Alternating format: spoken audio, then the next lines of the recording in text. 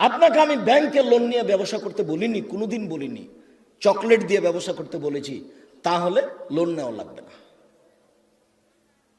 Chocolate দিয়ে যদি আমি ব্যবসা করি তো লোন নেওয়া লাগবে না। লোন এত খারাপ, লোন এত খারাপ, লোন এত খারাপ যে লোন যেন আমি না করি, এই জন্য আল্লাহর নবী দিন রাত পরিত্রাণ চাইতেন। সালাম ফিরার পূর্বে এমন কোনো দিন জীবনে একটা দিন ঘটেনি যে এই দোয়া বলেননি। দোয়ার শেষ বাক্যটা হচ্ছে আল্লাহুম্মা ইন্নী আউযু বিকা মিনাল মা'সামি ওয়াল মাগরাম। তোমার কাছে বাঁচতে চাই বড় পাপ হতে, তোমার কাছে বাঁচতে চাই ঋণ কর্য হতে।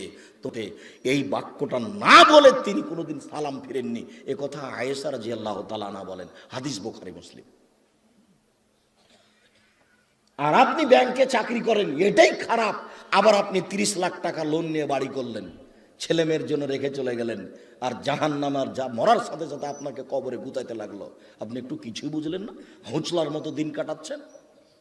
চাঁপানে ওদের ভাষাতে যে বুদ্ধি দিয়ে কাজ করে না, ওকে বলে হুঁচলা, মোটা বুদ্ধি। একটু বিবেচনা করতে হবে না? এমনি তো বোকামির পরিচয় দিয়ে ব্যাংকে চাকরি করতে গেছেন। আমি তো বলেছি এই বাংলাদেশের মাটিতে এমন কোনো ব্যাংকিং ব্যবস্থা নেই, এমন কোন ব্যাংক নাই যেখানে চাকরি যায়। দেখি কোনো মায়ের বেটা প্রমাণ করতে পারে। ব্যাংকে টাকা রাখা আর ব্যাংকে চাকরি করা দুটা এক নয়। সম্মানিত দিনী ভাই বোন, মানুষের জীবনে সবচেয়ে জরুরি কাজ হালাল রুজি। শ্বশুরের কাছে টাকা নিয়ে জীবিকা নির্বাহ করবেন না, ও কথা পুনরায় বলা লাগবে না। শতবার বলেছি যে যৌতুকের টাকা দিয়ে চাউল কিনে ভাত খেয়ে ইবাদত কবুল হবে না। ভিক্ষা করা টাকা দিয়ে চাউল কিনে ভাত খেয়ে ইবাদত কবুল হবে।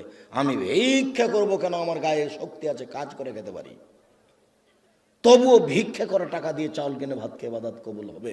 যৌতুকের টাকা দিয়ে ভাত খেয়ে ইবাদত কবুল হবে না। চাউল কিনে ভাত খেয়ে ইবাদত কবুল হবে না। ওটা হারাম টাকা। যৌতুক শ্বশুরকে ফেরত দিতে হবে, এটা ভুল হয়েছে। আর আগামীকাল সন্ধ্যা হতে হতে এই ছেলে, তোমাকে বলেছি শতবার, তোমার বাপ যেন তোমার ফুফুকে জমি ফেরত দেয়, হিসাব করে ভাগ করে দেয়। আগামীকাল সন্ধ্যা হতে হতে আপনি বোনের জমি দিয়ে দিবেন। আপনার বাপ মারা 10 বছর হলো। বোনের জমি মানে পরের জমি। পরের জমি খান কেন? শরম হয় না? আপনার ভাগ্য আল্লাহ লিখে দেননি? বাপ মারা গেছে, আপনি জমির ভাগ নেবেন, আপনার বোন জমির ভাগ নেবে।